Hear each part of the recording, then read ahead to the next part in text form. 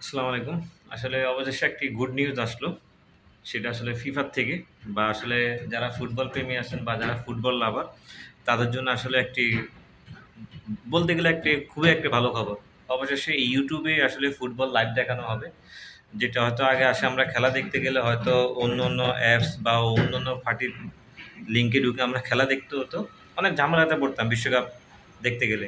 এখন হয়তো YouTube এটা একটা ভালো একটা উদ্যোগ নিয়েছে। তাই আমরা যারা ফুটবল লাভার, যারা ফুটবলকে ভালোবাসেন তাদের জন্য খুবই ভালো হইছে।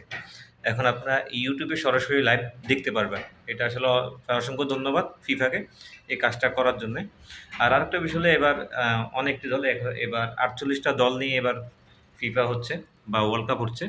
বা যে যার দলকে ভালোবাসেন বা যে দলকে সাপোর্ট করেন সবাই ভালো খেলুক বা সবাই ভালো খেলা উপহার দেয়। এই আশা ব্যক্ত করি। সবাই ভালো থাকবেন, সুস্থ থাকবেন। আর ওয়ার্ল্ড কাপের জন্য সবাই প্রস্তুতি নেন।